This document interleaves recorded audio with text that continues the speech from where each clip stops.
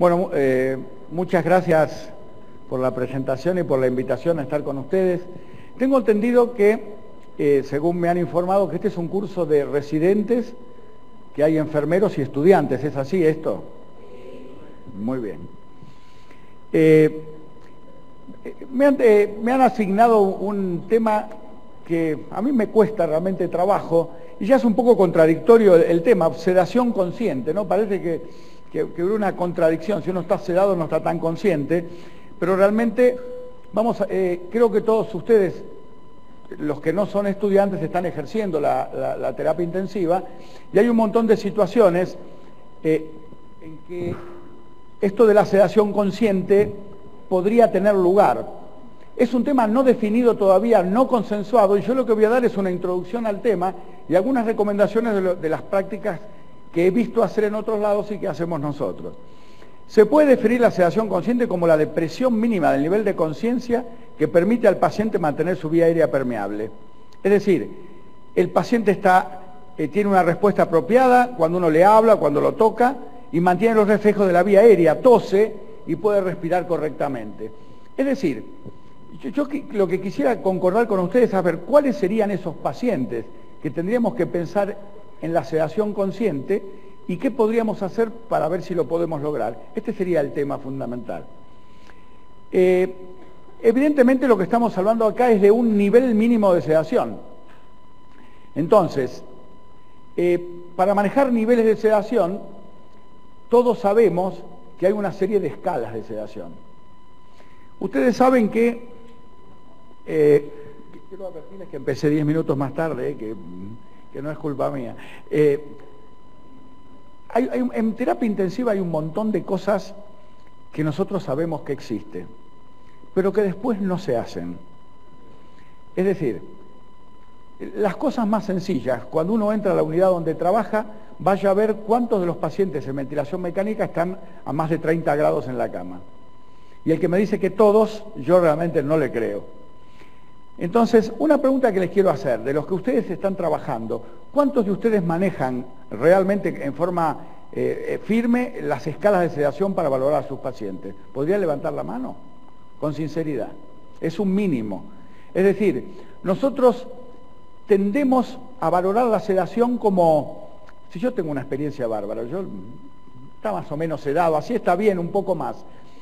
Y en nuestros pacientes, sobre todo los más graves y los que están ventilados varios días, tendemos a sedarlos mucho, y el sedarlos mucho, mucho es un adjetivo, es porque en realidad es más cómodo que estén más sedados que estén menos sedados.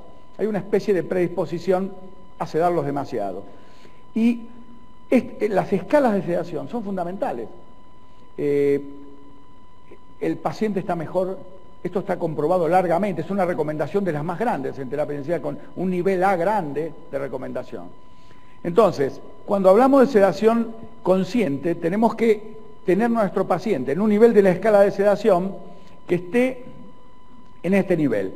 Es decir, no en el nivel 1, que es el nivel agitado, en cuanto que el paciente está incómodo, inquieto, sino en los niveles 2 y 3 de esta escala. Hay varias escalas, nosotros usamos esta, que el paciente esté casi normal en la cama, pero tranquilo y sedado, o que esté algo somnoliento, pero que responde fácilmente. Es un sueño muy superficial. Este sería el objetivo de cómo quiero yo tener a ese paciente que pienso que tiene indicación de sedación consciente. Y para esto tengo que hacer y usar las escalas de sedación. Y yo les aseguro que las personas que mejor hacen esto son los enfermeros. Es decir, todos aquellos protocolos de la unidad que requieren prolijidad, que requieren dedicación, que requieren confiabilidad y repetitividad, deben consensuarse con el equipo de enfermería y dejarlo en manos de enfermería. Los protocolos de control de la glucemia, los protocolos de sedación y el despertar, la vacación matutina de la sedación, estos protocolos de sedación, los médicos somos espantosos para esto, por lo menos en mi país, ¿no?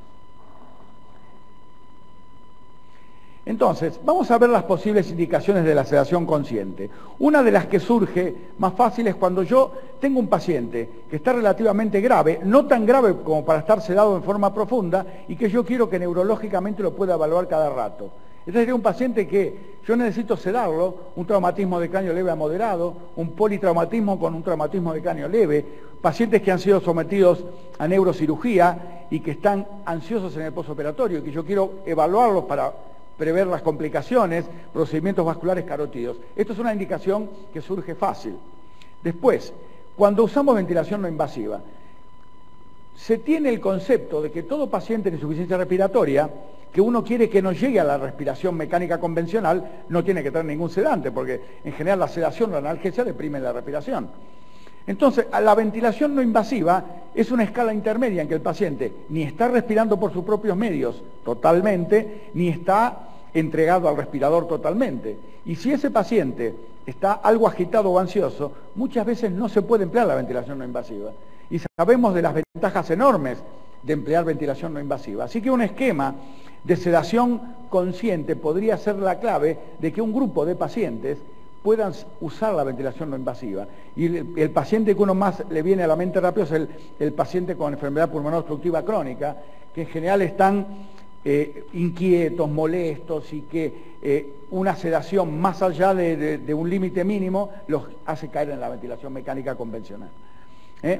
Después, adaptación, por ejemplo, a los pacientes que están en ventilador y intubados, pero cuando queremos hacer presión de soporte y que estén más despiertos en los días previos al destete del respirador, en el periodo del destete del respirador cuando el paciente necesita algo de sedación y en algunos pacientes en el postoperatorio inmediato. Acá lo que hablábamos, lo mismo que cuando el paciente está en insuficiencia respiratoria y no queremos que llegue al respirador, cuando queremos sacar del respirador tampoco lo sedamos a los pacientes, entendiendo que los sedantes sabemos que tienen algo de efecto relajante muscular y de presión del centro respiratorio. Pero hay pacientes que cuando uno los despierta para hacer las maniobras que nos contaba ayer Andrés Esteban también, ese paciente, algunos están tranquilos y colaboran y muchos no. Algunos están tan excitados que tenemos que volverlos al respirador y sedarlos, y otros podemos llegar a manejarlos con los protocolos de sedación consciente. Y los pacientes son los pacientes bronquiales crónicos en el destete y los pacientes que hacen algún tipo de abstinencia de alcohol, de tabaco, etcétera, que cuando uno los despierta de la pseudoanalgesia empiezan a estar inquietos y a veces es muy difícil de manejar. Entonces, otras indicaciones probables. Cuando los pacientes tenemos que ventilarlos, vienen de la cirugía, a veces son cirugías prolongadas, cirugías complejas, y son pacientes que sabemos que llegan estubados a la unidad y sabemos que los vamos a estubar en las próximas horas. Y si ponemos un esquema de sedación convencional, a veces prolongamos innecesariamente la intubación de ese paciente en nuestra unidad. Es decir, que mientras el paciente llega, lo colocamos en la cama, está frío, está temblando, viene en el traslado. Yo no sé qué tienen los traslados de los pacientes que les hacen tanto mal, ¿no? Habría que hacer algún trabajo midiendo cosas durante los traslados. Porque también está que el anestesista nos dice, no pasa acá seguramente, he hablado, le dice, te mando el enfermo, está fenómeno, y cuando llega a la unidad todo el mundo corre porque tiene 50 sistólica, está desaturando, debe haber algún problema en los pasillos del hospital.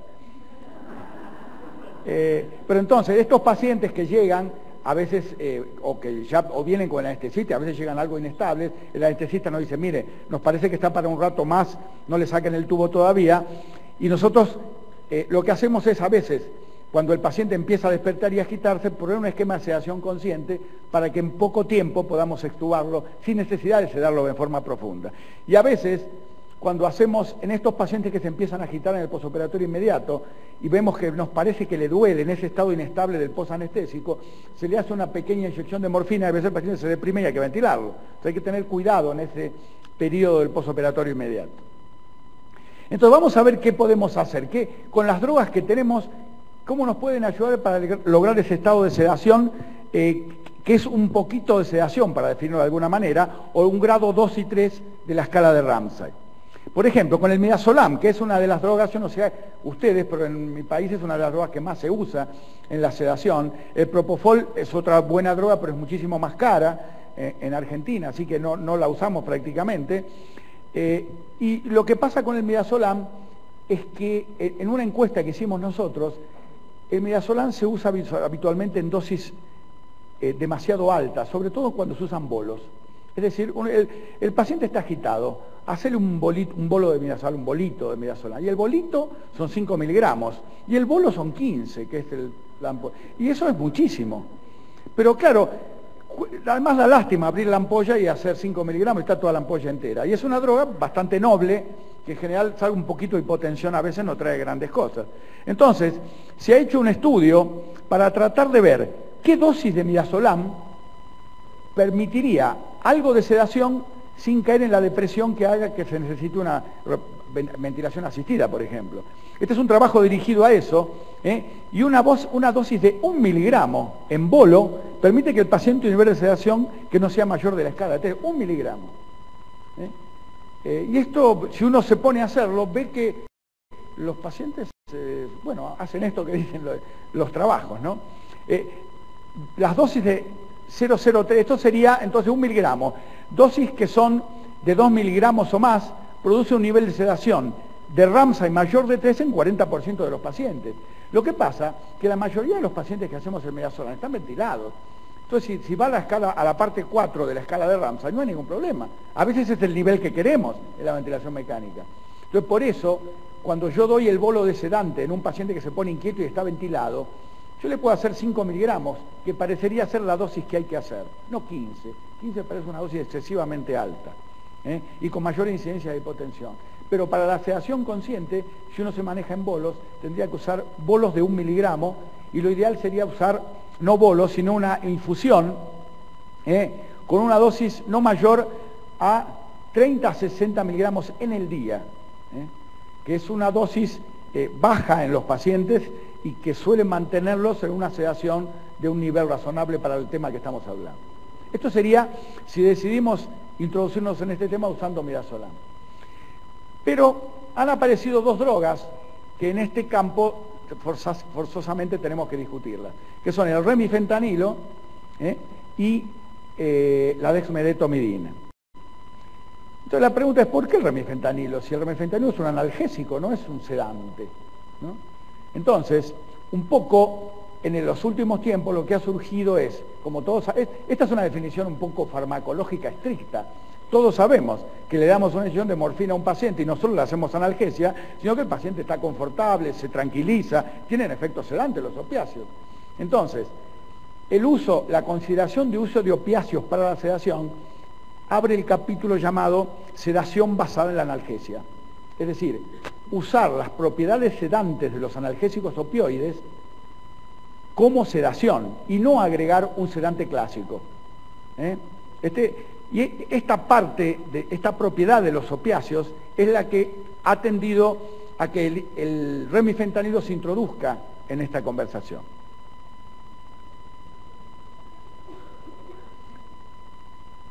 Dije algo mal de las drogas, capaz que me sabotea.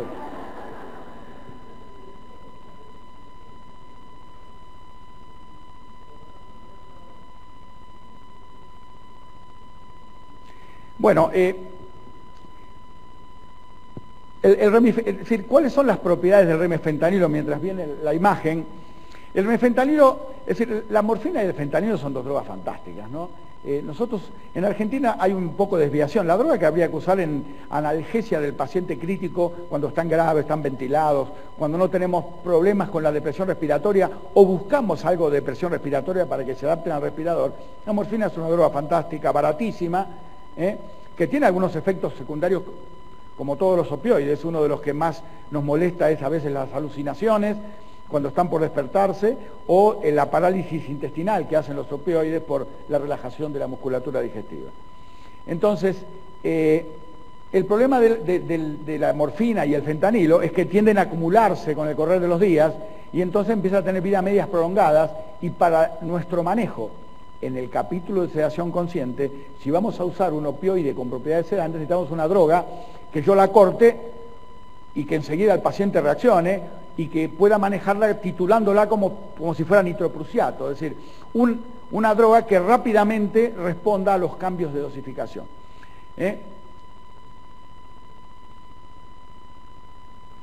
Entonces, por ejemplo, este es uno de los tantos trabajos realizados. Este es para ver la tolerancia. Estos pacientes del posoperatorio que hablábamos hoy, ese paciente que viene inquieto, que le tenemos que dejar el tubo endotraqueal porque todavía no maneja la tos, que está en ese periodo que hoy hablábamos, estos autores hicieron en este grupo, tomaron un grupo de pacientes, le hicieron, hay una anterior, creo, a ver, ¿esta?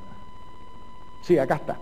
Ellos tomaron pacientes en el posoperatorio de cirugías, y a los pacientes que empezaban a responder, luego de ese periodo de inestabilidad, cuando empezaron a responder órdenes, le ponían un goteo de remifentanilo de 0,1 gamma kilo minuto, que es una dosis baja de remifentanilo. Entonces, después de esta dosis, se empezaba a reducir en cuartas partes hasta que el paciente estuviera respirando espontáneamente, con poca respuesta ventilatoria propia, digamos, no se deprimía o no estaba taquipnéico, un paciente respirando tranquilamente, orientado y tranquilo, y permitía la remoción del tubo traqueal. Este era el objetivo, es decir, que le ponía una droga que al paciente lo dejaba tranquilo, respirando tranquilo, sin trastornos importantes de la ventilación, ni en menos ni en más, y que nos permitía retirar el tubo. Y lo que vieron ellos es que el 77% tenían buena tolerancia con una dosis muy baja de remifentanilo,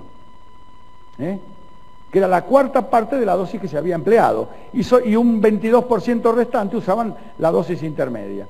No hubo que hacer analgesia adicional, con este goteo de remifentanilo era suficiente, y los pacientes estaban respirando tranquilamente y se los pudo extubar sin problema. Esto es uno de los varios trabajos que hay en este tema, y estas son las dosis que uno usa el remifentanilo, que los anestesistas que están acá verán que son dosis mucho más bajas que las que se usan en anestesia. O cuando uno busca un efecto analgésico profundo en los pacientes con politraumatizados o ventilación mecánica, por ejemplo. Entonces, aquí, en este trabajo de Gilbert Park, es uno de los trabajos en que se menciona el concepto de analgesia, sedación basada en la analgesia. Entonces, ¿él qué hace? En un grupo heterogéneo de pacientes críticos, decide buscar la sedación con los criterios de sedación consciente usando el remifentanilo. Es decir, usando el concepto de sedación basada en analgesia. Y lo que ve es que el 37% de los pacientes solo recibieron remifentanilo y el restante 63%, esto era un montón de pacientes de distinto tipo, necesitaron alguna dosis suplementaria de los sedantes convencionales, pero mucho menor que lo que se indicaba cuando se usaban los esquemas basados en la sedación. Y el nivel de sedación era el nivel que nosotros estamos proponiendo aquí.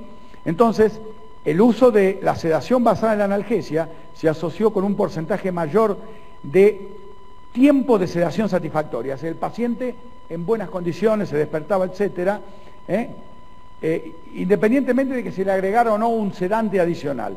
Podíamos conservar a los pacientes en este estado de sedación consciente con la analgesia, con la sedación basada en la analgesia. Entonces, esta es una droga ideal para esto que estamos hablando por la vida media corta que tiene, pero cuidado que es un opioide potente y que los pacientes pueden deprimirse. Esto no es para ponerle el remifentanilo, a ver, y al rato viene y dice, doctor, hay que intubarlo, ¿no? Si está desentubado. Es una droga para vigilar y de hecho, fíjense ustedes, en un grupo de pacientes que se hacían analgesia controlada con opioides, eran pacientes que se hacían analgesia y también hacían sedación basada en la analgesia, y eran pacientes que estaban lúcidos, tan lúcidos estaban que se administraban ellos con esos sistemas de autoinyectado. Pero fíjense ustedes, había 178 pacientes postquirúrgicos, tenían episodios de desaturación el 12%, y de bradipnea el 41%, que duraban 3 minutos o más. Y algunos pacientes tuvieron que hacerle ventilación a presión positiva. Es decir, hay que tener cuidado. Entonces, ellos dicen acá que los pacientes de más de 65 años y los obesos tenían más riesgo de desaturación. Y los pacientes añosos, los pacientes que están entrados en años, hay que empezar a cuidarse. Los pacientes que tenían unos cuantos años también tenían no solo predisposición a la desaturación, sino a la bradipnea. Entonces lo que ellos aconsejan es hacer oximetría capnometría si es posible hacerlo, si tiene una intubación o algo, pero si no, por lo menos oximetría de pulso observada frecuentemente para no tener una sorpresa desagradable. Es feo cuando uno tiene que andar corriendo por la sala con la naloxona para antagonizar el remifentanilo, o tráiganme el ambú para bolsear, eso es, porque uno en general cuando hace sedación consciente, es una técnica que requiere cierta delicadeza. Entonces uno conversa, mira, le voy a hacer sedación consciente, se hace un poco el elegante y correr después queda realmente horrible. Entonces, la otra droga que hablábamos hoy es la dexmedetomidina. Esta droga, es una droga que tiene un parentesco farmacológico con la clonidina, es un alfa agonista, puede provocar algunos efectos sobre la frecuencia cardíaca y la tensión arterial, como la clonidina, pero que no son muy trascendentes. Bajan un poco la frecuencia, que a veces eso es conveniente, bajan un poco la presión levemente. Y el efecto clonidina que nos es útil en estos pacientes, además de la sedación que provoca la molécula, es que es ideal para el tratamiento de los pacientes que hacen deprivación de drogas o deprivación de alcohol. Ustedes recuerdan que el esquema recomendado para el síndrome de abstinencia de drogas o de alcohol es lorazepam, clonidina y beta bloqueantes. Entonces, tener una droga para hacer sedación consciente que tenga efectos similares a la clonidina la hace ideal para los pacientes que hacen abstinencia, o incluso que hacen abstinencia de opiáceos, de los mismos que nosotros le dimos durante el periodo de asistencia respiratoria mecánica, que esto es una cosa bastante frecuente.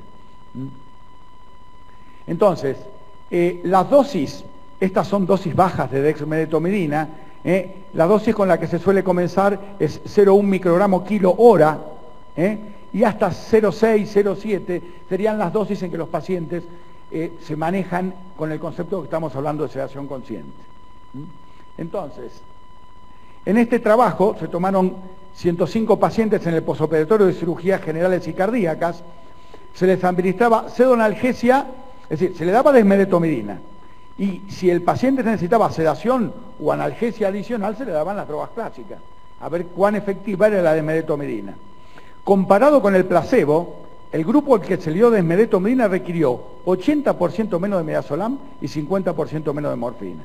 Esto es abiertamente significativo, y el grupo de dexmedetomidina, como mencionábamos, marca una tendencia a disminuir levemente la tensión arterial y sí la frecuencia cardíaca, que disminuye en un 20% aproximadamente, cosa que si el paciente tiene tendencia a la bradicardia es una cosa a observar.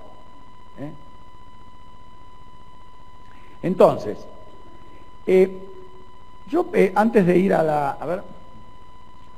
tenemos entonces esto. Yo después quiero comentar algunas cosas, tenemos un poquito de tiempo. Las opciones que tenemos para la sedación consciente en este contexto que estamos hablando serían el mantenimiento de dosis muy bajas, como mencionamos hoy, de midazolam, y también hay trabajos con dosis bajas de propofol. Yo la verdad que no tengo experiencia en propofol, les comentaba porque es una droga muy cara para usar en mi país. El remifentanilo en dosis bajas es una droga que debe considerarse en estos casos, y además la sedación basada en analgesia podría hacerse con morfina también, pero para esto de la sedación consciente necesitamos una droga de vida media muy corta. La dexmedetomidina en las 24 horas del paciente posoperatorio, o en los pacientes que están con la inquietud que está precediendo al destete o a la extubación de un paciente que está en Winning. Ese sería un buen momento. En este caso, por ejemplo, y especialmente si el paciente tiene cuadros de abstinencia. Yo he visto algunos resultados buenos usando estos esquemas y otros no tan buenos. Hay pacientes en los que fracasamos y algunos tienen resultados mágicos. Recuerdo dos pacientes, un paciente no bronquial crónico, una sepsis grave que estuvo mucho tiempo en ventilador, y cuando lo sacamos de la pseudoanalgesia para intentar hacer el Winning, ya muy bien el paciente desde el punto de vista clínico, tenía dolores muy importantes, se quejaba del tubo, era casi imposible de manejar, le dábamos un tercio o un cuarto de ampolla de fentanilo y se deprimía y quedaba 6 horas durmiendo. Decidimos cambiar el remifentanilo y realmente el paciente cambió totalmente y en 24 horas lo extubamos. Estoy contando una anécdota para ejemplificar, no, de ninguna manera esto no fue bueno porque fue uno de los primeros pacientes nuestros. Después pensamos que siempre iba a ser así y no es siempre así, ¿no? Pero bueno. Y la otra fue una paciente bronquial crónica muy grave, que había estado ventilada varios días y estaba con índices respiratorios de esos que tienen los bronquiales crónicos cuando uno lo quiere sacar, que siempre están en el límite. Y estaba ansiosa, excitada, creíamos que con abstinencia de opiáceos y de los benzodiazepínicos que le habíamos dado, y ella estaba lúcida, pero no podía quedarse quieta, estaba como acatísica, se movía todo el tiempo.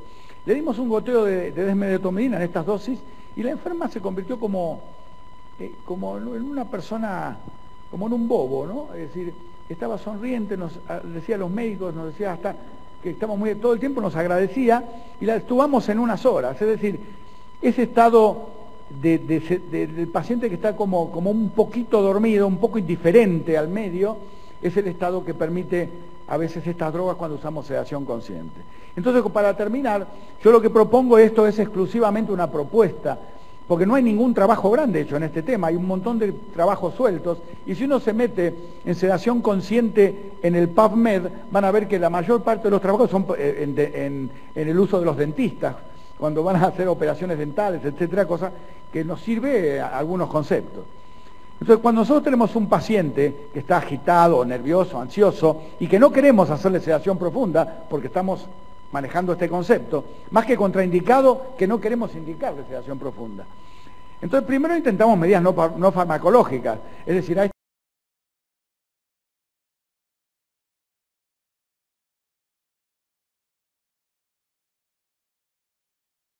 esta mujer, por ejemplo, le trajimos la radio, le pusimos el televisor. Claro, cuando miró el televisor estaba el presidente nuestro hablando y hizo una crisis que casi no la podemos... Entonces, la musicoterapia a veces funciona en algunos pacientes, es difícil qué música elegirle, en esta paciente no funcionaba nada.